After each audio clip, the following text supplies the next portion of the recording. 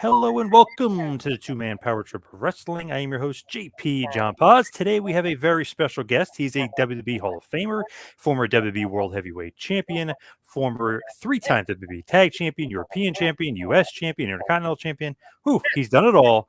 Mr. JBL, John Bradshaw Layfield. Welcome to Two-Man Power Trip. How you doing? John, thank you. I've been looking forward to coming on your show. Great stuff. What have you been up to? What's going on in your world? I've worked in the last, say, 10 years with kids in poverty, and that's what I really enjoy doing. I still work for WWE part-time. I guess part-time is what you call it. I go in every other pay-per-view just about. Me and Jerry Lawler kind of switch out and do the pre-show. That's enough for me to get back and kind of tip my toe in the water. But the main thing I enjoy doing, I work with this wonderful group out of Memphis Inner City Rugby, that works with kids in at-risk, low-income areas, and they do wonderful things using sport as their primary carrot to get the kids in. They have a 100% graduation rate, 100% non-incarceration rate. 100% of kids are going somewhere after high school, either college, military, or trade school. They just do wonderful work. And I'm going to put on a golf tournament there this spring, which involves a lot of my time. That's what I enjoy doing. I've been to Malawi, Zimbabwe, the slums of India. I really enjoy working with kids that are disadvantaged because of where they were born. How'd you get started with that? How'd you get involved? 2010, I went to the Soccer Football World Cup down in Cape Town, and I met Nick Keller, who ran Beyond Sport, and he asked me to go visit a shanty town the next day and see this program called Mighty Milers that was using running to help kids get educated and get out of the shanty town and give them a chance in life and give them options. And I thought it was just fantastic. So when I went back to Bermuda, where I just started living, I set up the same type program, called it Beyond Rugby Bermuda. We used rugby as our sport, worked with at-risk single-parent kids mainly, and had really good success because it became a true island-wide initiative. And a lot of people, great people, really stepped up. And through that effort, I got to go do and visit a lot of different programs around the world. I really enjoy it. That's a little bit different than the heel JBL character. I mean, and, you're doing a lot of good stuff. Doesn't seem like JBL, you know what I mean? The who we saw on TV. I was down in Malawi, and I don't speak Sochi, and so I was trying to communicate with these kids. And in Africa, you have several countries that have different tribal languages, and so many different languages. I didn't do a good job of communicating. And finally, one of the kids said, Kofi? And I said, Kofi Kingston? And I'm in the middle of nowhere. 9% of the country has electricity. Only 9, and it's one of the poorest areas in the world. But somewhere, it was when Kofi Mania was running wild, and somewhere they had gotten WWE television. And thanks to that introduction from WWE and Kofi, I said, "Yeah, I know Kofi." And one of the kids said, "New Day," and after that, we were able to communicate fairly well. But we got to talk a lot about wrestling. So not much with the heel persona JBL, but I do owe a lot to WWE for opening up so many doors. Isn't it crazy? Wrestling could be like the international language. Even if you don't speak the same language, people know wrestling and they know wrestlers, and you can kind of start a conversation, communicate through wrestling. It's like the unspoken language almost. It's amazing. I was in the slums of Mumbai and Delhi, and you see kids with a Rey Mysterio shirt. These kids don't have hardly any money at all, and maybe they came through a donation from WWE through somebody else, and those kids got it. But they somehow get the program in, and they love it. It's a wrestling as is something that you can watch very easily. It's just good versus evil, and a good guy to bad guy, and so it's pretty easy to watch and translates to other areas and to other countries. Now, with wrestling, you obviously have a ton of good stories, and so does Jerry Briscoe. Tell us about the podcast and what's going on, because it started off really as a great YouTube show. You guys kind of developed into a great podcast. Well, thanks. Jerry's a good friend of mine. We've had fun telling stories for years to each other, and we're on the thread chain like everybody else is, where you text people stupid memes and, all kinds of stupid stuff. And during COVID, we're texting each other stories. I remember when this happened, or Greg Valentine did this, or Manny Fernandez. And one of the guys said, "Why don't you do the podcast with this?" And our idea was never really to do a podcast. It was never really to, just do something for people out there or make money. We wanted to do something where the boys could come on and have fun. So we started inviting our old friends on just to basically a Zoom call, and we recorded it. And it was just telling old stories, road stories, whatever it was. And it's kind of taken off. It's done really well. We've got picked up by several different platforms, and now Stories with Briscoe and Bradshaw is everywhere. It's a podcast, and I'm still not sure what that is, but we have a lot of fun.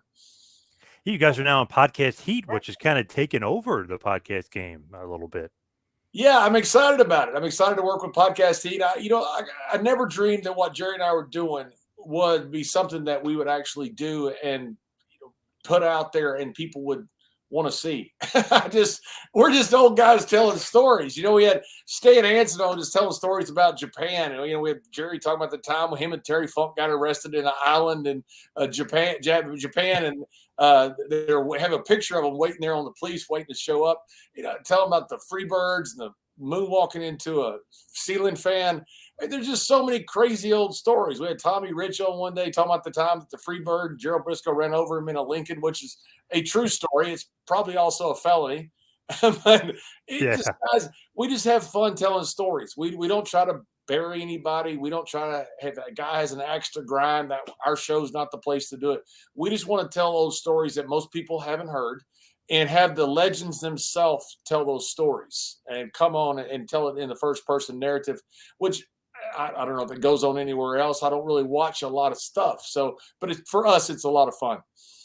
Yeah, very cool. It's awesome to get the interaction, because sometimes when you get the wrestlers, they don't want to give all the stories. But if it's you and Jerry and they're rolling, the good stories just kind of just flow. It's a different dynamic. There's no doubt about it. I watch a lot of interviews with guys getting ready for interviews, because you think you know people, but you really don't. You don't know how they broke in. You don't know all the people they knew and the different events that molded their career. So I watch a lot of interviews getting ready for the interviews that we do. And I think there is a different dynamic. We're contemporaries. We were friends. We're friends with most of these guys. That's how we get their numbers and how they agree to come on our show. In fact, we had some guys tell us they were insulted we hadn't asked them yet. We don't like bugging anybody. So it took us forever to get Ron and Godfather. And I saw Godfather, and he said, "Why am I not on your show?" I said, "Well, you're my buddy. I don't want to bug you. Not that I'm not bugging Stan Hansen or the Freebirds or anybody else. It's just, I hate to feel like I'm calling in a chip." And so it's to us, it is a different dynamic when you're talking about old friends, guys you would have been in bars and cars with, telling the same old stories in an unfiltered version, which I think is very unique to what we do. And it's pretty cool because obviously you're from a different generation. Jerry's from a different generation. So you meld together. And obviously you guys were together a lot in the WWF, but different generations, you have a bunch of different stories to kind of throw together, which is great. It's unbelievable. There's so many incredible stories. Ricky and Robert, especially Ricky as a singles, was on fire in the 80s. Tommy Rich was as big a babyface as there was. Yeah. You can go over in every territory. You had some major star. And I think a lot of that's lost over time. And because of that, a lot of stories are lost over time as well. So we enjoy being in that 70s and 80s and maybe even early 90s, and in some cases 60s. We had Jerry Jarrett on just recently talking about Mario Galinto, a big fight he had with, which I'd never heard before in Memphis. And I enjoy that part of bringing forward history that really isn't known. And we still got so much left untapped. We hadn't had anybody really from Don Barr's territory. We hadn't anybody really from the Staples Center. We hadn't had a star that in Mexico, Puerto Rico. I'd love to have Tony St. Clair on from Europe, who's a dear friend of mine. We had Finley on, but St. Clair was as good a babyface as there was in the world, man, during the 80s and 90s. He and Finley had some incredible matches, and that's stuff we enjoy talking about. See, that's pretty cool. And then the interesting thing is some people I think maybe younger fans, like, oh, Jerry Briscoe, the Stooge, and like they don't realize, like, oh, him and his, well, obviously his brother was one of the best ever, but it's like, okay, he's an awesome wrestler, but he's a little bit of a hooker or a shooter. Like, he's legit tough. Like, Dr. Tom would do a show with him, always talked to me. He said, like, oh, you don't mess with Jerry Briscoe. I said, really? And like, is that true? Is that those stories true of him not beating guys up in the back, but he could, if he wanted to, he could beat you up, like Steiner Brothers kind of thing. You get that sideways stare at you after he's had a few beers, and at that point you're in trouble because somebody's getting stretched. Yeah, I tried Jerry. I don't know how many times tens of times. I say thousands, but it's probably tens of times I've tried Jerry. We've had a few drinks. We're out somewhere. One time we woke up and we're looking at each other. We're sitting on a bus in Germany, and he's all scraped up and I'm all scraped up. And I'm trying to figure out what happened. And somebody told us, well, you guys ever get tired of wrestling on the parking lot last night? And neither one of us remembered it. Yeah, Jerry, and that's when Jerry had already retired. I mean, him at a young age. I mean, he was one of the best. His brother, by the way, I think it was I can't remember, 66, 67, because I inducted them both in the WWE Hall of Fame. Jerry's the one that hired me, and his brother didn't give up 1 point the entire NCAA tournament. That means he never got taken down. And he's one of the greatest shooters of all time, and so is Jerry. His brother was, maybe a step higher because he was a bigger. He was a true heavyweight. Yep. But Jerry was a hooker, and Jerry was good. He was very good at what he did. Guys tried him all the time, and he loved it. He loved somebody, be in their suits trying to see if they could out wrestle him. I just love those funny stories where it's like, oh, that guy's not that tough, or he played a stooge in WWF, and then it's like, no, he's beating up guys in the back, consistently beating everybody up. He's tough as nails. I love those. Yeah, he consistently beat up everybody. I don't know. I got him a couple times, but it's because I snuck up on him and stole him. I didn't. It wasn't a fair fight. And before he could get me, I ran. So it wasn't. It wasn't like I won and was dominant. I did win, and then he got me back like the next 30 times straight. Like Dr. Tom always said, he's like, I'm not really a fighter, but I knew not to mess with Jerry because he'd kick my ass. And it's just funny to hear that. It's like, wow, really? You couldn't get? He's like, no way, he'd kill me. Oh yeah, Jerry was one of the best shooters. And I don't know anybody better. Of course, you had Shamrock later and Severnino that came in, and Shamrock was a different level than the rest of the world. Right. He's the UFC champion. It'd have been great to see MMA back in the 60s and 70s and see Jack and Jerry in MMA. And try to compete and see how they do. And legend-wise, to say with guys like Ken Shamrock, who to me is one of the greatest, if not the greatest UFC champion of all time. If you have that strong wrestling base, that goes a long way. And obviously the Briscoes, of course, had such a strong wrestling base. I would have loved to seen that. And even Harley Race or something, like the guy that tough in MMA, it'd be interesting to see. Yeah, we had Ken Shamrock on our show, which is a real treat. It's just so much fun to hear it. Ken's one of the smartest guys as far as analytical fighting. He knew how to destroy the myth, as he said it, against Gracie. It was really interesting to hear him break that down. Jerry's the same way. He'll tell you how to break. That's one of the reasons I think he's such a great talent scout for WWE. He discovered so much of the talent that is out there today and has been out there the last, say, 20, 30 years because he's so analytical about it. He and Ken Shamrock are very similar in that respect. So Jerry's actually how you got hired from WWE? How did that go? How does he recruit you? Is he watching you in CWA and with Otto Vance? Does he see you in Texas? Where does he actually see you? He saw me with Savio Vega in Bethlehem, Pennsylvania. It was Bruce Pritchard and Pat Patterson somehow got a tape that I'd sent them a tape years before, and literally a couple years before, and somehow they got to it. And somebody told me we were in Bremen, Germany. It was cold as it can be. I was working for Otto up there, and Otto and Peter both ran Bremen together. I think Peter ran Hanover by himself, and Otto ran Graz by himself, and then Peter and Otto both ran Vienna together. So we're at the end of the tour near the Christmas season, and I got to tell somebody told me, said, hey, the WWE is going to call you. And literally it was on a payphone on a street in the middle of Germany. So I don't know how they got the number. I never did even ask. I just couldn't believe that they had found me somehow and wanted to talk to me. And it was Bruce Pritchard. He was there with Pat, and he said, we want you to come through and do a tryout match on the way through. And so I went to Philadelphia. It was snowing, and Tony Gurria threw me out of the back. He didn't think I was supposed to be there and literally threw me out. And I thought, okay, I'll just leave. I was going to WCW next. And it was snowing so bad I couldn't leave. The airport was closed. So I thought, well, I'll go ahead and go to Bethlehem. I went to Bethlehem, met Dutch Mantell, and he goes, well, I'll walk out with you. So he walked out with me, and literally Gerald Briscoe saw me for the first time in the ring with Savio Vega, went and got Vince McMahon. He goes, have you seen this kid they brought in from Europe? He said, he's a big kid, played a little pro football, but trained by Brad Reingens. And he said, we need to sign him. And Vince said, we'll sign him. And that was it. Vince never saw me. Jerry saw me. It was just in a trial match, and Jerry pulled me aside and said, I want you to sign you. He and J.J. Dillon pulled me aside and said, we want to sign you. we understand you're going to WCW. And I said, yeah, I am. And they said, well, give us your word you won't go. And I said, well, you give me your word I have a contract. And Gerald said, yes. We shook hands. And Gerald and I have literally been really close friends ever since. That's great too, because to me, like if they see you, obviously good worker, but it's like he's young, but this guy is huge. Like, oh, Vince would love that guy. You always hear that, like, oh, this big guy, Vince loves big guys. I mean, you just kind of fit that mold. How many big guys from WWF at that point? You know, a little obviously around Oh, the same we time, had a but huge locker Duke room. the Dumpster Drosy, Diesel, Yoko, Razor. I mean, all you guys were massive guys. Yeah, you had a really big roster. They got a huge roster now. I mean, you got like I was watching the Royal Rumble. They have not the Royal Rumble, Survivor Series, and they've got like 4 giants. It's just Oh yeah, a unbelievable couple how of guys. Yeah, big these guys are again. But that's how our roster was back in the mid '90s. And I flew into Stamford. That's the first time I'd met Vince. He never saw me wrestle. Signed me basically, completely on Gerald Briscoe's word.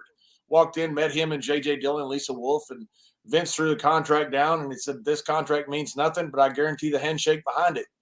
And that's all I need to know. I mean, those contracts back then were, I'm sure you've heard of them. They were 10 guaranteed appearances with $150 guaranteed for each appearance. So it was a $1,500 a year contract. Now, no one made that. I made a good living from the day one when I got there, but the downside was horrible. Vince also told me, he said, and I beat the government. I'm scared of nobody. That's when he just beat the government. And I just thought, you know what? This guy's telling me he beat the government, which he did. I knew he had. And he's telling me the only thing worth something is his handshake. I thought that's good enough for me. Never dreamed I'd be there. That was 95, that I'd be there 26, going on 27 years later. Back then, heels didn't last very long. We stayed 2 or 3 years, and then they'd cycle somebody else in. And I figured I'd end up in Japan and, wrestle the last 10, 15 years of my life in Japan. But things changed. The business changed. And because of that, I've been there ever since. crazy. And Vince had a secret weapon. Our buddy Jerry McDivitt. He had a great secret weapon to beat the government.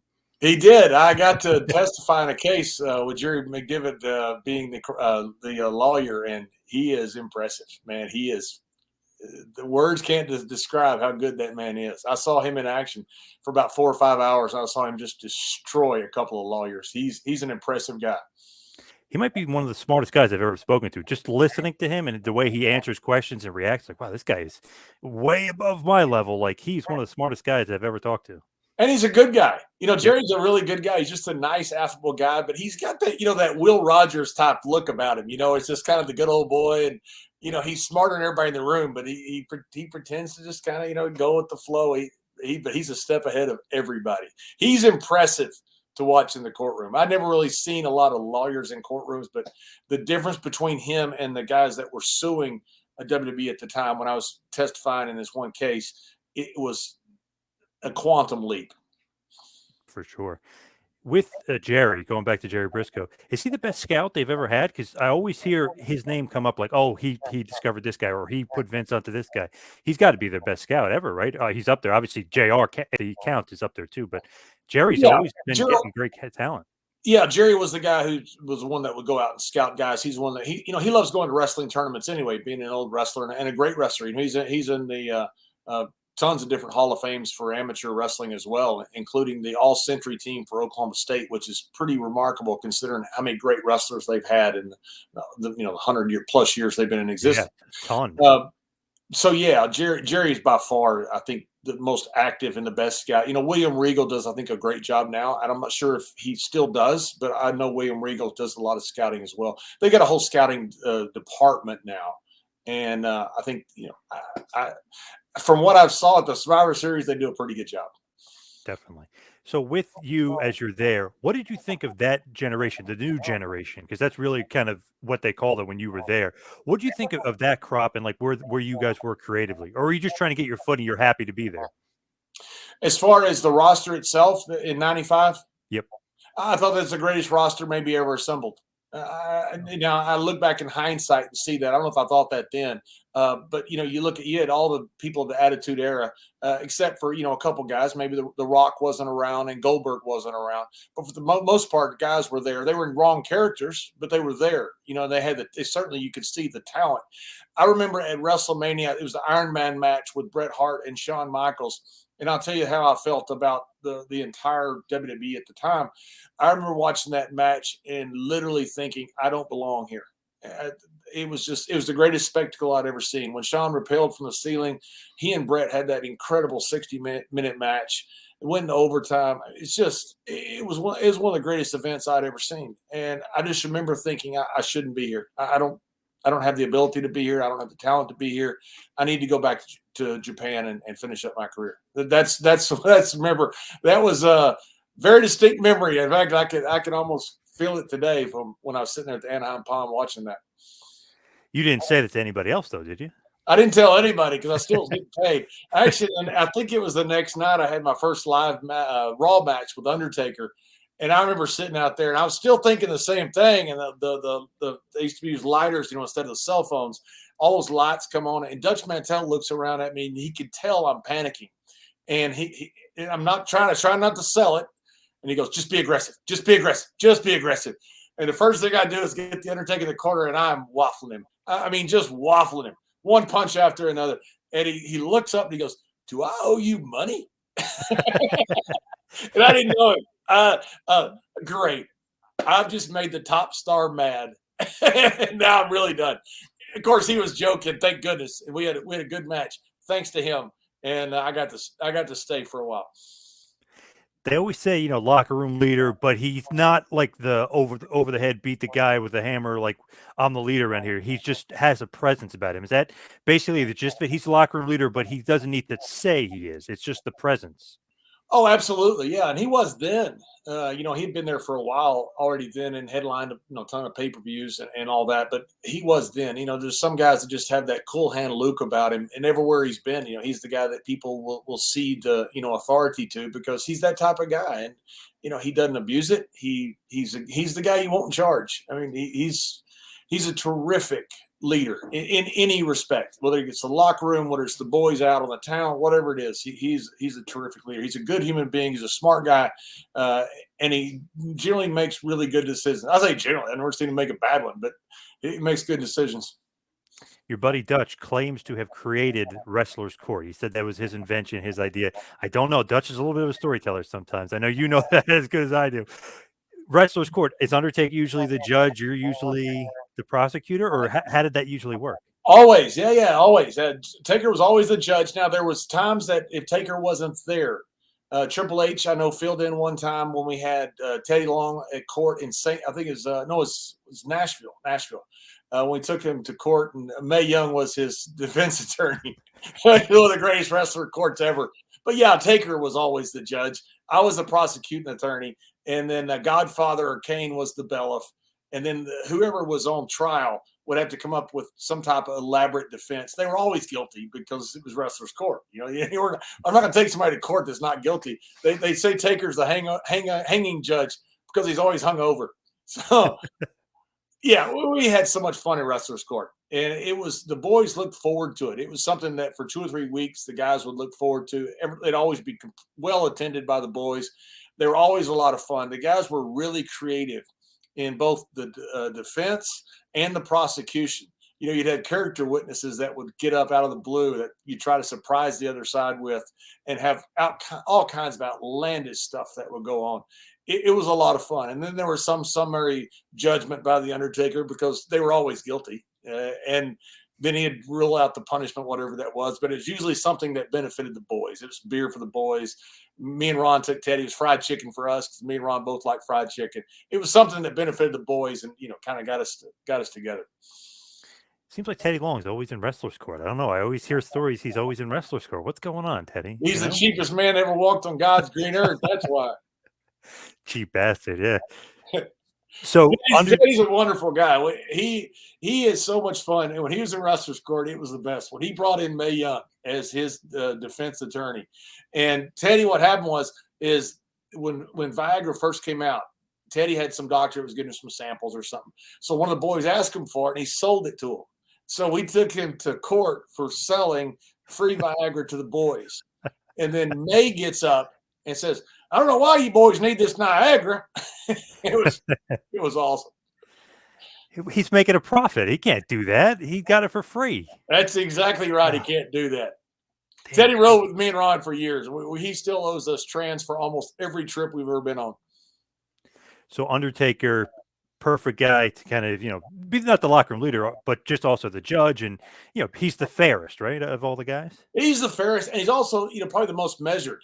He'd think about it. He's very creative. So he's very creative in both leading the courtroom and also with the punishment phase and all that different stuff. It was a lot of fun. We really enjoyed Wrestler's Court.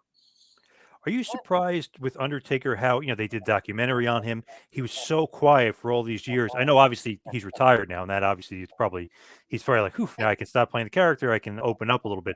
Were you though surprised to see that? Because he was so guarded for so many years. He was so mysterious, to the I am, fans. yeah, I am surprised. I'm very happy about it. He's a really smart guy. I mean, nobody could go that long in a character like that and transform that character several times into several different iterations, end up basically back at square one with the same character after so many years, and still be as over as he was from day one without being very smart. He's also a lot of fun. I've played golf with him a ton. I've gone out with him a ton. He's a good guy. And what I love about the fact is now people are starting to see what we knew all along. He wasn't just a locker room leader because he was the top guy for so long. He was a locker room leader because he was who he was as a person. And I'm really happy that people get to see that. He's got a wonderful sense of humor, and he's a really smart guy. He's very interesting. I'm glad that he's jumped out of that character and allowing people to see him for himself. And I'm sure he enjoys it, because he never got to do that. And that's a burden, to go do an interview and, okay, you got to stay in character. You can't be yourself. You can't be entertaining. If something funny pops into your head, you can't say it because that's not in character. Now I saw him with Kevin Hart doing something cold as balls or something. I just saw a clip of it just before I came on the show. It looked hilarious, and good for him that he's getting to do that. Yeah, it was like during the pandemic, you had the last dance with the Bulls and the last ride with the Undertaker, both done so well. But it was like, wow, it's such a cool experience to, we didn't really know. I mean, we saw the Bulls, but to get that backstage presence for them, but then to really get behind the scenes with Undertaker, who never did interviews and stuff before, that was so fascinating. Great job by WWE production. He told Like me a Kevin Dunn story and the crew. one. He told me a story one time. I've never heard it tell anybody else. He was, he never let anybody see him sell. No matter what happened. When he had the ear cut off in London and flew back. That's one of the reasons that he choked out Kurt Angle was because he didn't want to hold the boys up on the charter. So he waited till he came back to have surgery on his ear, which that's pretty cool to do. You wonder why a guy's the locker room leader. You lead by example. And that's when he was, messed up on pain and all kinds of stuff. He looks up and Vince and Kurt are wrestling and he grabs Kurt from behind. And, that's the famous story of him and Kurt Angle. But he told me a story one time. He came into TV and he was hungover. I don't know if him and Godfather had been out all night or all month, but he decides he's going to find a place to lay down. He goes into one of his caskets. So he lays in one of his caskets and he goes to sleep. Well, those things aren't made for air, as Bobby Heenan always says. So he wakes up a little bit later. He's hot, he's sweating, and he opens up the casket. And he realizes in the meantime, people have gathered around the casket just talking. No, it had nothing to do with the casket, just backstage talking. And there are people that were guests of the show, not internal people. And as he realized what it was, he threw the casket open. He sits up, gets out, walks off, and leaves. And they're looking at him like, "Oh my God, it's real. He really is. He sleeps in a casket." Never. That's awesome. That's awesome. That's like the ultimate, like, holy crap, that's a real character. Oh my God, I thought he was just a gimmick. Oh my God, that's awesome. It's got to be a little scary though if you're sitting there and all of a sudden he pops out at you, like, oh damn. I would think it would be. I've been in a couple of those caskets. I didn't do very well in casket matches, so I never enjoyed it. I wasn't claustrophobic. I was a little bit claustrophobic. I know I was a little more claustrophobic than I was worried about just the casket. The casket didn't bother me, but those things are not comfortable being inside them and locked. Yeah, I would imagine that's pretty scary. Like, oh my God, because you're not in control of how to open it, right? I mean, somebody else got to open it for you. That's right. Yeah. Most of them, they try to make it, where guys don't get too scared, but you never know. Back in the day, guys ribbed you all the time. So you never knew what was going to happen. I think it was the Brooklyn Brawler got locked in a bathroom one time for like 5 hours on a bus trip. And I think we're in the UK. You always went to the bathroom on the bus and you'd stick your heel in the door where they couldn't close the door completely. because if they did, they would duct tape it. They'd put, you'd be in there the rest of the trip, and that's what happened to Brawler. Yes. Oh my god. I always hear like rib stories and different stuff. I think they're hilarious. I love like stuff like that is great. You were a big ribber, or were you a part of like doing some big ribs? Yeah, I enjoyed them. I loved them, and I didn't mind them being pulled on me. I enjoyed entertainment, and so I enjoyed the elaborate ribs. I didn't enjoy, I never wanted to want to tear up a personal gear or something. I didn't think that was a rib, but the big ribs. I always enjoyed doing. We had big. I've told this story before. We had Big Show one time. We're overseas, and as he's coming out, it's me and Kurt Angle in the ring, and his music's playing. And in the middle of it's, hey, now I'm an all-star. And Kurt Angle says, what is that? I said, that's Shrek's theme music.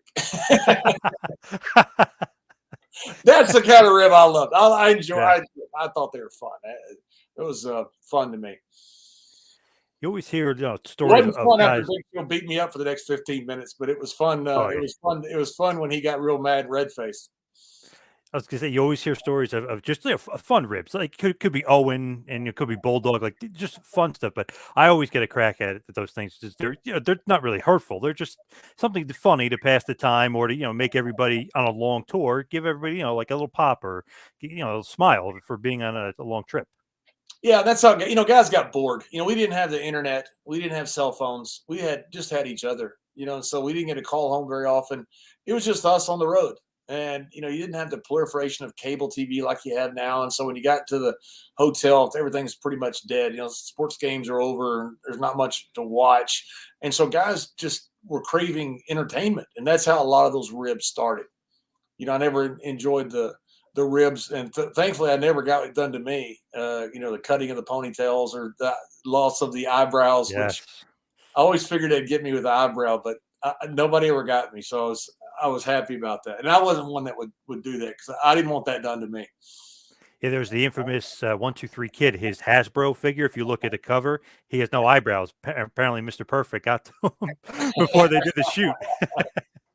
Guys used to put Band-Aids over their eyebrows when they travel on long trips, so the guys would have to take the Band-Aids off to get to them. They figured they could wake up if that happened. It was a tough world back then. I mean, guys were always pulling all kinds of ribs. You name it, they would pull it. I did have gear missing several times. Bull rope be missing, and then I'd find it in the back with a rose on it. It's good. I mean, come on, stuff like that's not worth getting upset about. In fact, I'd rather people be doing that than sitting on their phones doing nothing. It's amazing with you, like you mentioned, how long you've been in WWE, really 20 plus years. You went from the new generation era to the attitude era where, you and the APA, acolytes first, but they put you and Ron Simmons together. What a change. Kiddie stuff, adult stuff, hard hitting. I mean, the attitude era, I mean, that's like my wheelhouse as far as just growing up being a fan in that era. Attitude era, you can't really beat it, but you had to be there. Yeah, you did. It was an incredible time. I really thought I'd missed the era of WWE when I got there. Just like I thought I'd missed it in Texas. I got to Texas after the Von Erichs had their incredible run, right? And we were still selling out Sportatorium, but mainly they're giving away free tickets, just to get beer and parking, and so payoffs weren't that good, and it wasn't the heyday anymore. It wasn't the heyday of Kerry and Kevin and the Freebirds. It was just kind of hanging on. And then I went to WWE, and I felt the same thing. I thought, man, I missed it all. This was after Hogan and WrestleMania 6 with the Warrior, and the Warrior had left, and business was terrible then. I mean, absolutely horrible. We couldn't give away tickets. And the guys that were on top then were on top later. So it wasn't them. It just everybody was in wrong characters, and the Attitude Era hadn't started. And then when that happened, it was an unbelievable time. Every building that we put Steve Austin's name on sold out. It was unreal. Now we had an incredible cast around him, from the Undertaker, and then just shortly after was The Rock, DX, the great tag teams. But it was an incredible era, and it was crazy television. It was whatever you wanted to say. I remember one time somebody asked, "Are we on delay?" And he said, "Yeah." And he said, "GD." It was like, you got to be kidding me. You don't even have to ask to clear that.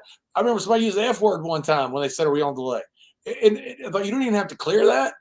I mean, it was crazy time. It was really fun television. It was the guys being incredibly entertaining and creative, but it's also creative pitching ideas and laying the groundwork for the guys. So it wasn't just the guys, coming out with incredible promos and different stuff.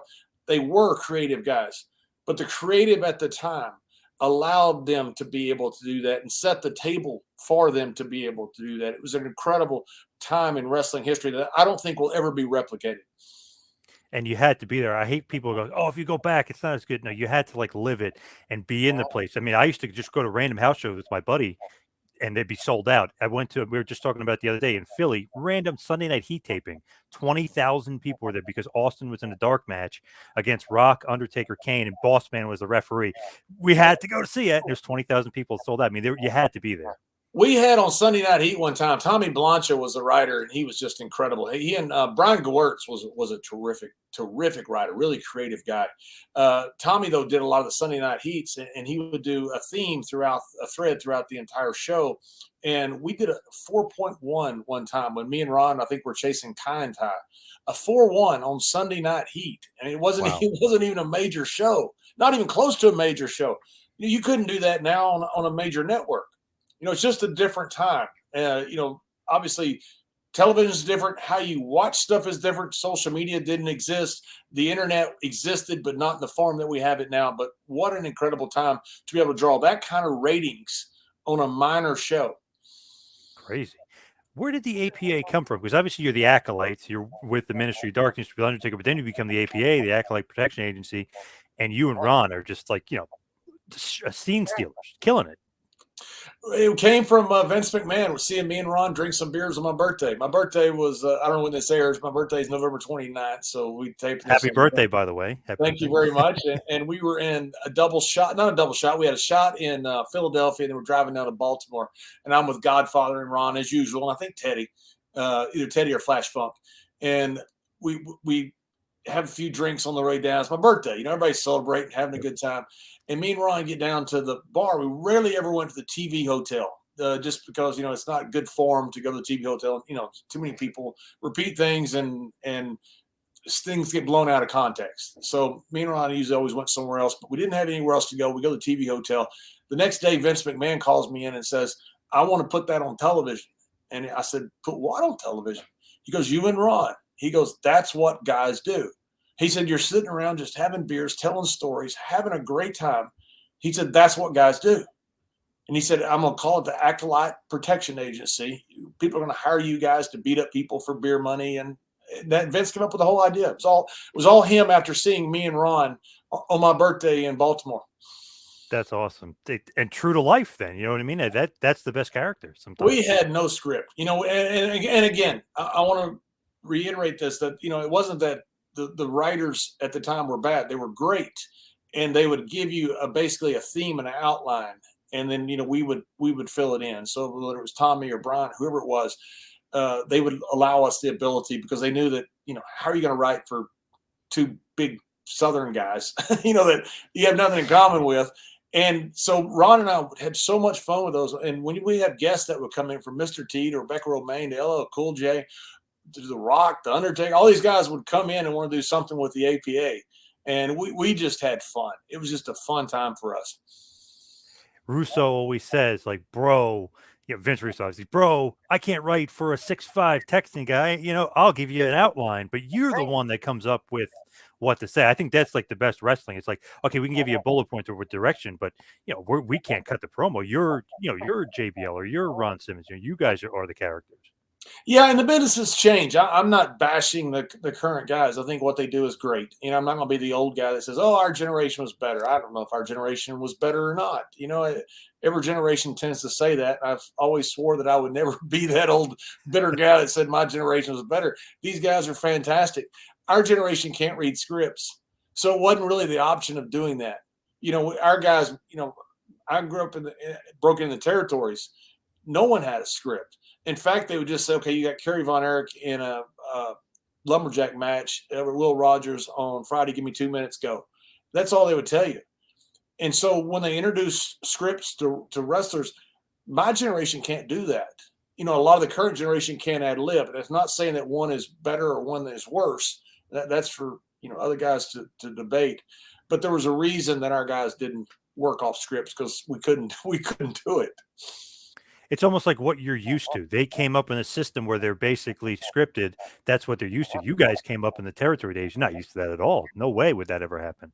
No, it never happened. And we used to do market promos. So, you know, literally you'd sit there, and even in WWE, you would sit there and you'd say, okay, you got you got the Bushwhackers in Baltimore. It's a cage match. Give me 2 minutes. Go. Okay. You've got Barton and Billy. It's a regular tag match. It's in Baltimore. You give me 1 minute. You know, and you would just do one interview after another, and it'd be different people, it'd be different matches, be different, all kinds of different stuff. And you just kind of learn to do stuff on the fly. And so once scripts started coming in, I always enjoyed doing commentary later. When I see the old guys come in and they get a script, they look at it like it was written in Greek, because it's just, my generation's not used to doing that. So really, if you think about it, okay, you got the Attitude Era. Then throughout the Monday Night Wars, WWF beats WCW. There's no more WCW, which makes it almost like, okay, where do we go from here? We got to create our own competition. You got Raw versus SmackDown, and then the Ruthless Aggression Era starts. Where does JBL come from? Where does that character come from? Because that was almost like Million Dollar Man meets like J.R. Ewing from Dallas, but he's almost a little bit of Stan Hansen because he's a legit tough guy. Like, where does that character come from? That's where it came from for me. What you just described was the Million Dollar Man meets Stan Hansen meets J.R. Ewing. That's the characters that I drew from. Now, I've heard Vince be asked, "Did you draw anything from J.R. Ewing?" And he thinks his answer is always no. It's like, that's preposterous. He didn't see it as J.R. Ewing at all. He saw it as complete different. You know, he may have seen it more as a second iteration of Million Dollar Man, which he probably did, or more likely saw it as, if he were in the ring, how would he be writing television? So, but I had an idea for this JBL character for some time, based upon what you said of Million Dollar Man, J.R. Ewing, but also guys I'd seen growing up in West Texas, you know, who were oil rich and they'd throw money under people's nose. Everybody hated these guys. And I wanted to be that one of those guys in wrestling, because I thought if they had that much heat with me, they're going to get that much heat with the fans. And so that's the idea I had for JBL. But I don't know if it ever would have happened. I just got lucky. You had Kurt Angle got hurt, Big Show got hurt, Brock left the company, and they needed somebody within 6 weeks to wrestle Eddie Guerrero in the Staples Center. And so it was just a matter of good fortune. Other than, if it hadn't been for that, I'd had a torn bicep, I had 2 hernia operations. I really thought I was retired. And so when Vince called me, I just assumed I was going on another overseas tour to promote the Xbox, or I was going back to Iraq or Afghanistan, or something else other than, hey, we need a main event guy against Eddie Guerrero at the Staples Center in 6 weeks. That's one of those things where it somehow timing just worked out because the character was awesome. They believable right away, and then you get the feud with Eddie. It just was like the perfect mix at the perfect time.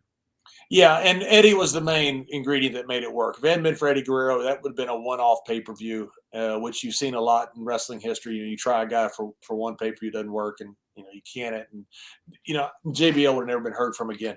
Eddie took it real personal that he could make anybody, and we were very close friends. Also, I did part of his eulogy at his funeral. He was a groomsman of my wedding, and Eddie wanted me and the character to succeed. He's the one that came up with the idea. He and his brother Chavo came up with the idea for the heart attack angle with his mother on Mother's Day weekend in El Paso, in their hometown. And after that footage aired, that's when business took off.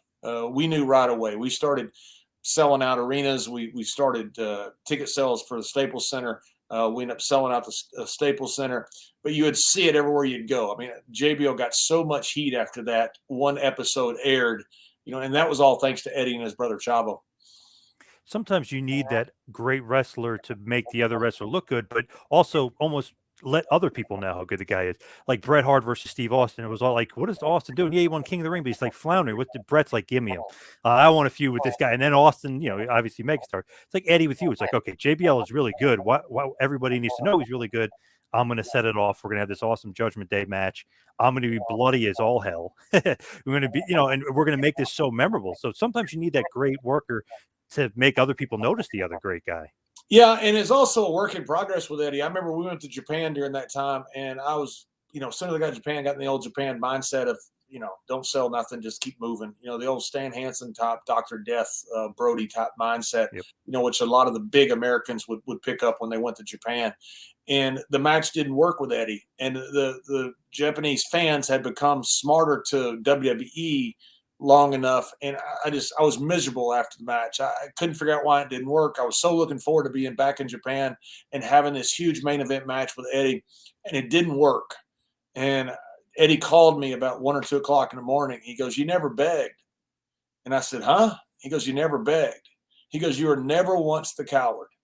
And all of a sudden it had hit him what had happened. And I go, "Oh my God, you're right."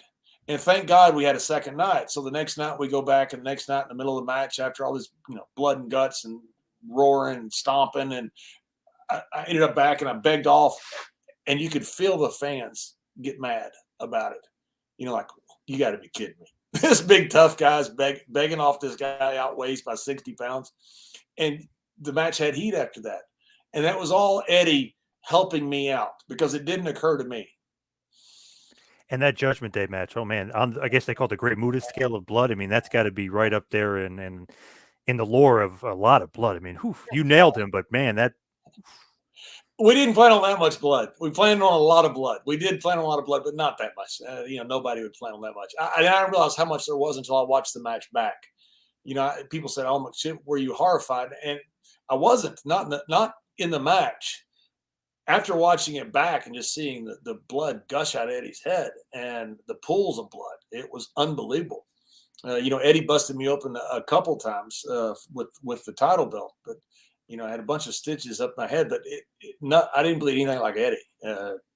I was shocked when I watched it back.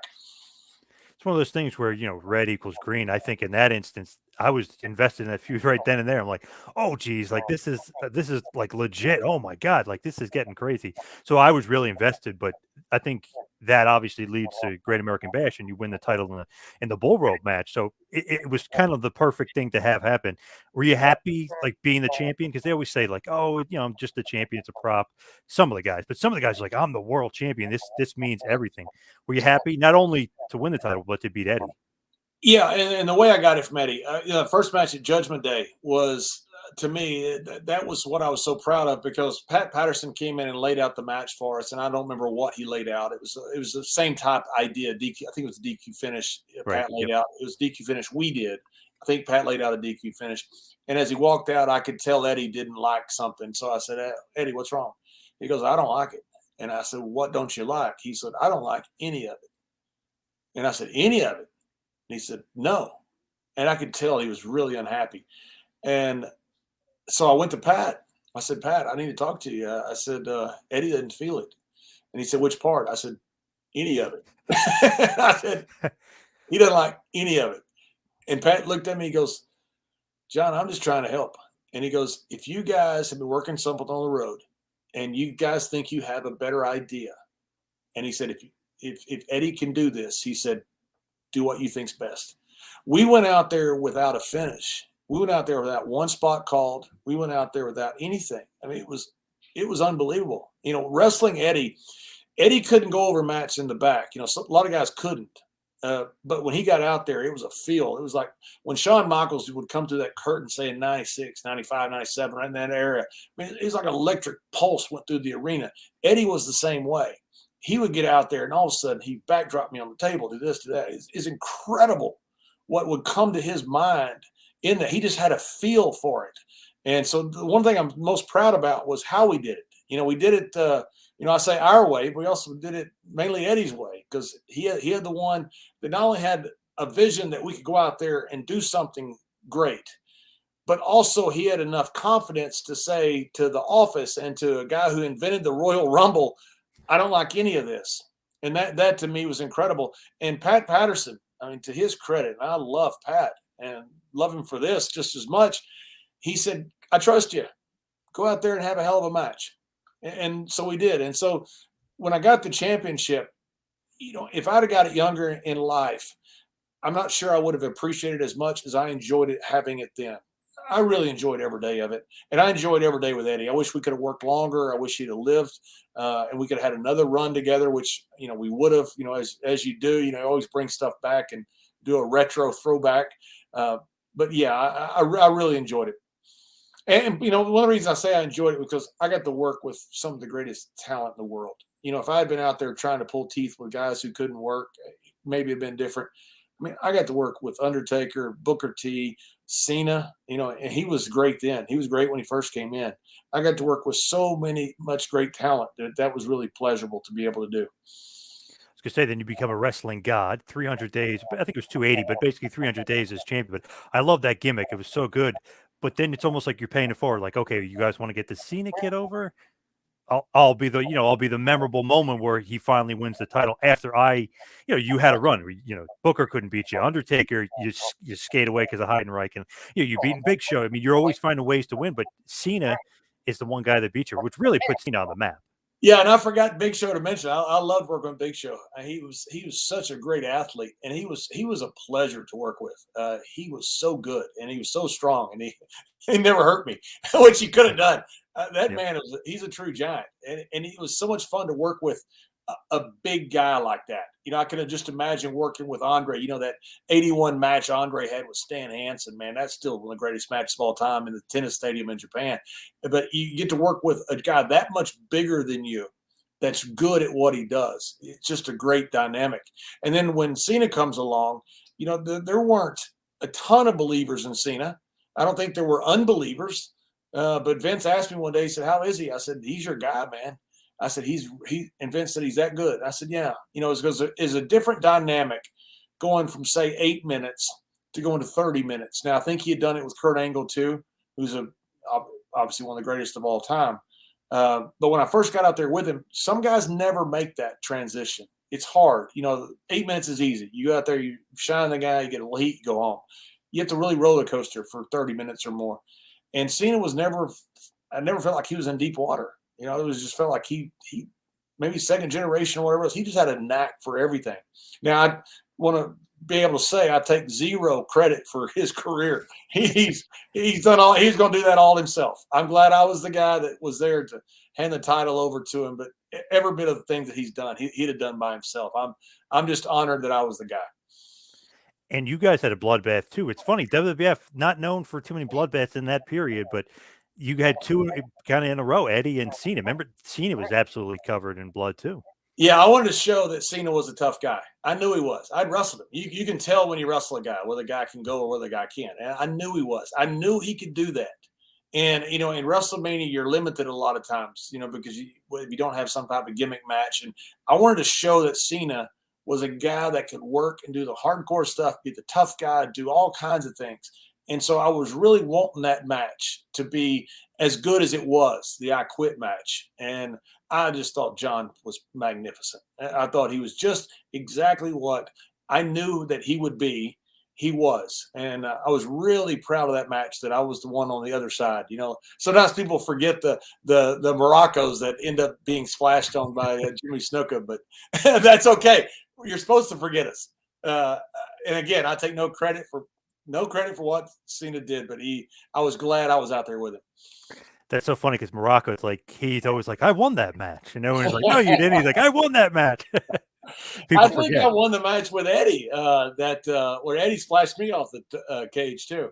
Yeah, yeah, exactly. It's funny people remember that moment. It's like, wait, I won that. What? Eddie missed the mark by about 6 feet during practice, and like I say, Eddie was not a practice guy. Eddie missed the mark by about 6 feet, and they had a crash pad down. He had never obviously done a splash off the top of the cage. I mean, how many people have actually, much less practice one? And he goes, "I'm good." I go, "What do you mean you're good?" I said, "That would have killed me." I said, "That right there would have killed me, Eddie." And he just starts laughing. He goes, "Don't worry about it. I'll do it live." And I'm like, "You got to be kidding me." And he landed it absolutely perfect. And if you'd have seen his rehearsal compared to the live, you would have looked at it and thought, "Why in the world are you dumb enough to lay there?" And I trust Eddie. Eddie says he can do it, and he did it, and he took wonderful care of me. His brother had actually told him to clasp his hands because it distributes some of the force, and because he's worried about breaking his arm because he'd done that before off of a frog splash, and so his brother did give him a little help, and he had a little extra padding, but I was still being the one that watching this. He was a big guy. Watching him come off that cage was not very pleasant. Yeah, it's got to be scary. I remember his WWF, really his re-debut, really, or I guess you could say his debut. He came down the 5-star frog splash, broke his arm. Yeah. Yeah, and his brother, I guess Hector, was the one that told him to. I think he told him to clasp his hands or something. He told him something different to do, and Eddie told me that. He goes, "Yeah," he goes, "I feel pretty good about it," because Hector, I think it was Hector, had told him that. Now, as we wind it down, head towards the finish here, I got to know, what is the biggest misconception about JBL? Because you hear, obviously, your buddies with Blue Meanie, but you hear, oh, he's stiff Blue Meanie, and oh, he could beat up guys if he wanted to. But you always hear that about some of the guys, like the Steiner brothers or Bubba Ray Dudley. Like, oh, if they want to, they'll stiff you. They'll be a little rough. What is like the misconception? Would that be one of them, that you were like a little stiff with the guys? When maybe it's more snug than stiff? Yeah, and I saw an interview somebody did. Somebody said that I tried to hurt them one time, and 100% not true. I never. If you want to hurt somebody, it's real easy. They give you your body. You throw them on their head. You throw them on their shoulder or something. Working snug with them is not trying to hurt them. That's just working snug. And I don't know if it's a misconception, but I took it exactly like I gave it. When I broke in Texas, guys were, I mean, it was a freaking fist fight. When you're out there with the Von Erichs and the Freebirds and Killer Tim Brooks and Murdoch and those guys, I mean, it was a fist fight, it felt like. Same when I went to Japan and then Europe. I came from very stiff, snug territories, and I worked very stiff and snug, and tried to never hurt anybody with a punch, with anything else. You can land a punch pretty hard as long as you miss the nose, the teeth, the eyes, stuff like that. But I took it the exact same way, and so did Ron. The Dudleys are the perfect example. I mean, they beat the living hell out of us their first night in WWE. We beat the living hell out of them their turn, and we have shook hands. We've been good friends ever since. Guys work that way. Most guys during my era worked that way. Some didn't, and that's fine. Some guys didn't like that style. I have no idea how they work now. I watch them. Some of these kicks and some of these punches. I think, good Lord, man, I'm glad to be retired. But I took it exactly like I gave it. Never put my hands up on a chair. Just you know what? That's just part of the business. And you had Meanie on the show. I enjoyed the physical aspect of it. That was. I just felt like he worked. He come back, he got a few bumps and bruises. I felt like I'd done something. I felt like I'd worked hard for the fans. I had some matches. I remember with Chris Benoit. We were down in Mexico, and man, they were 30-minute brawls. I mean brawls. And he liked it. I liked it. And when we left, we felt like we gave their fans their money worth. And I was going to say, you just had Meanie on the show not that long ago on stories. You guys were talking about your history together, basically. Yeah. Meanie and I are friends. I tried to help him get booked in one of the Royal Rumbles, the one in Philadelphia. I don't remember the year. I'm bad with years. I don't think it's CTE, but when you wrestled for 20-something years, you get dates and towns and things wrong. We've been friends ever since. We shortly thereafter we made up and been friends ever since. So, what was the reason for the retirement? Did you just have too many injuries and it just piled up on you? You had to get out. Yeah, exactly. I would have never retired ever. I'd still be wrestling if I could. I loved it, and I broke my back in a match, and then that caused me because I was trying to compensate for the back. I had a couple of herniated discs in my lower back, and I just fell apart. I played football for a long time, and then I went straight into wrestling, and I wrestled a very physical style, and I wrestled in very physical places. Before I came to WWE and WWE style, and my body just gave out on me. I just had nothing left, and I would love to have wrestled another how many ever years. I would have really enjoyed that. But then I realized I couldn't do much, and I thought I got to do the right thing, and that was very important to me to do the right thing. And so the WrestleMania was coming up in Texas. The Von Erichs were going in the Hall of Fame. I thought this is a great time, and out of respect for both Ray and for Eddie, I chose Ray as my retirement match. And I couldn't do much more than 23 seconds. I mean, if they'd have said go 3 minutes, I don't know if I could have done it. I was physically a wreck, but I wanted to get out there and be able to do the things enough for Ray. I want to make him look, as good as possible. And so it was really an honor for me to be able to go out that way. I wanted to do the right thing and go out putting somebody over, because to me, that's how you do business. Absolutely, yes. Any regrets in the business? Anything you look back, maybe wish you did differently, wish you could have maybe happened in a different manner? Yeah, there's always going to be regrets, but I'm okay where I am now. So I'm not sure if you change something in time. It's like changing a chessboard. You change everything else that follows or is else on the board. But yeah, I was not always. I drank too much. I wish that I wish I could have wrestled longer. That was part of just reckless style when I was younger. Uh, and so yeah, there's all kinds of regrets. For the most part, very happy with my career. So when I look back at it, I think, you know what, to anybody I've wronged, I've generally apologized. so, so those things happen when you wrestle a long time. So overall, no, but anytime you look back in life, you think, I wish I had done this or I wish I'd done that different. But if you did those things different, it might change where you are now. And I know people say it's a cop out, but I'm okay where I am now. Not even Brawl for All. That's not a regret.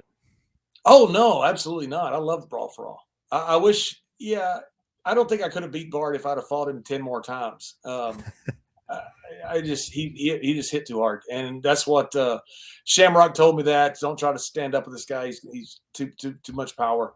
Godfather warned me. Doc warned me. I didn't thought surely he can't knock me out, and then good to grief, almost knocked me into the freaking next decade. But no, I don't regret it. I had a really fun time, and I won 3 fights. Trained really hard. I've never done training like that in my life, and so to me, it was. I had a pleasurable experience out of it. The fight with Bart, I don't know what I could have done different. I don't think I could have beat him if I'd have fought him 10 more times. That's one of the things people don't realize. Like, that guy is tough as hell. He knocked out Dr. Death, Steve Williams, for Oh Christ. my God. Like, this guy is tough as nails. When they came up with the idea, Bruce Pritchard called me on a Thursday and said, "Hey, you want to be in a shoot fight on Monday?" And I said, "Why would I be in a shoot fight?" And he said, "Well, we got a tournament." I said, "That's the dumbest thing I ever heard." And I said, "Why would you do that?" I said, "You're going to have somebody win it that you don't really plan on winning." I said, "Dr. Death is not going to win this thing." And he said, "Well, that's okay." And I said, "Look, Doc's older. Doc's had a ton of concussions. He's been knocked out several times. He's almost killed himself in Japan. Doc's not the same Doc he was 10 years ago. That'd have been Doc 10 years ago. Yeah, Doc probably wins it. Either, I don't know. There were some tough guys in the brawl. But when I started training right away for it, and I enjoyed the training. I told Bruce, I said, "By the way, I'm going to end up with Henry Godwin in the first match, aren't I?" Because they wanted to see 2 big country boys. He goes, "No, no, no." He goes, it's a shoot." Sure enough, I end up with Henry Godwin in the first match. Bruce to this day swears it was a shoot, but I have my doubts. Yeah, they definitely. He set it up. Yeah, he set you up. Dr. Death too, though. They should do the UFC style so he can get the grip, to wrestle, rather than put Yeah. him in boxing gloves. I mean, Yeah, that would have been different completely too. different. Yeah. And nobody knew Bart could hit like that. Bart hit like a heavyweight. I've talked to Butterbean about it since. Butterbean, told all of us afterwards. He went to the WrestleMania party afterwards. Said, "Hey man, I've had 100 pro fights." He goes, "This guy was not going to hit me. If he had hit me, he could have hurt me, but he wasn't going to hit me. I'm a professional fighter." That was the difference between a really tough guy in Bart and a professional fighter. That's a quantum leap. Yeah, Butterbean also said, like, he should have just went crazy and, like, went after. He was trying to actually box one of the greatest boxers ever, and boom, he just got knocked out. It was a mistake on his part. Maybe a mistake by WWF setting up that match, because Butterbean fought Mero a year earlier, but it was there was a work. I mean, they didn't really kill each other, so they maybe should have. I don't know. Yeah, I think they thought they had a title that they could defend, because they asked me before the championship match, "Would you fight either Butterbean or Tank?" And I'd never owned a home before. I'd lived in different places around the world, and I was getting $5,000 every fight I won. Then I got Bart and I were going to split $100,000 for the championship, 75 to the winner, 25 to the loser. I wanted to buy a home. And so I'm thinking, if I get by Bart, I got 75 grand plus 15 grand. I got 90 grand that'll pay for my entire house. It was $84,000. And then I can fight either Butterbean or Tank, and I'll get maybe another 100 grand. So I was thinking about the money. But plus I was thinking about, this is pretty cool to try something that I'd never tried before. And I don't regret going out there against Bart. I worked incredibly hard. I trained my ass off for that fight. I would train in the Lions Den up in Dallas that Ken Shamrock set Yeah. up with Guy Mesger, four-time kickboxing world champion. I loved every second of it.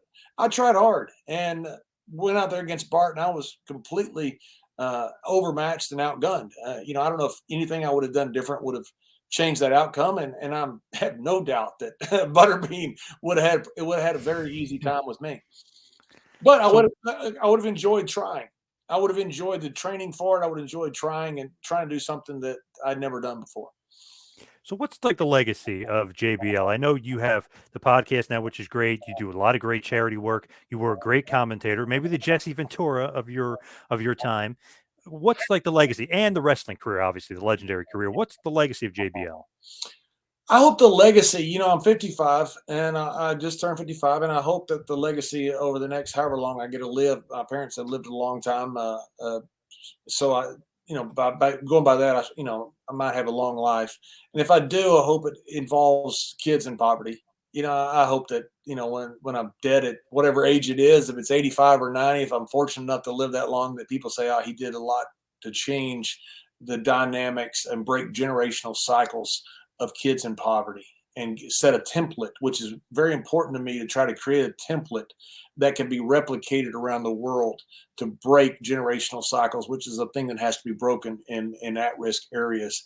And I really hope that's my legacy. As far as wrestling, I'm incredibly proud to have been in this business for so long and still be in it. I just want to be known as a good heel. I worked hard, man. I loved it. Popper told me one day, he goes, "You know, the last two heels alive, kid."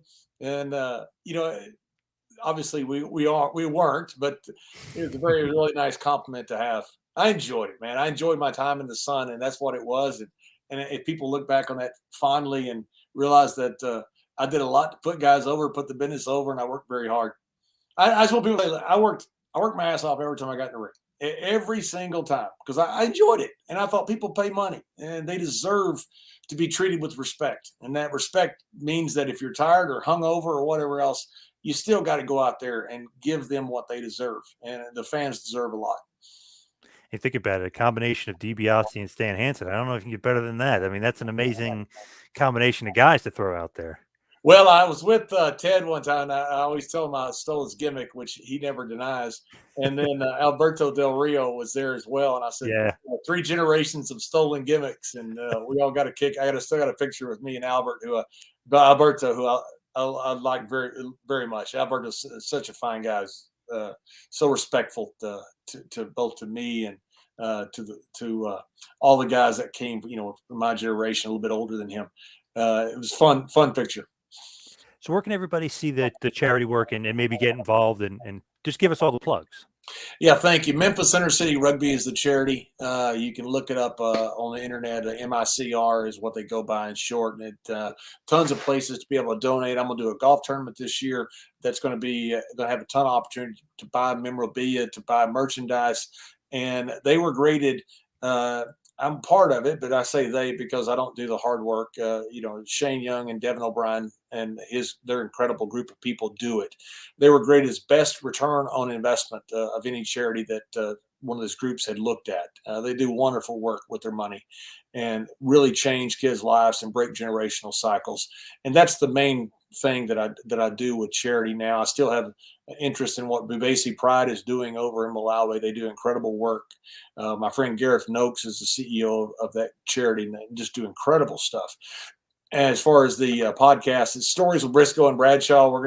We got a one in the can right now with Honky Tonk that's really good. We taped it yesterday, and it was a lot of fun talking. Wow, Honky Tonk. Haven't seen him in a while. Wow. He was awesome. I'm telling you, he was awesome. I'm not trying to hype up the show. He was awesome. He just had fun and laughed and told stories for about an hour and 45 minutes. And it was stuff that I guarantee most have never heard before. That is great. Where's your Twitter and everything else? JC Layfield is my Twitter. Instagram, I've got, I think it's John Bradshaw Layfield. And, I don't do a ton on it. I use it mainly for, promotion and hopefully some entertaining stuff. I try to never be negative. It's hard sometimes when you got somebody that tells you you're an idiot and you suck. And so I just block them. I Yeah. block a lot of people. Yes, smart move. But JBL, thank you so much for all the time today. Really appreciate it. It's been an honor. John, I've been looking forward to coming on your show. Thank you for having me.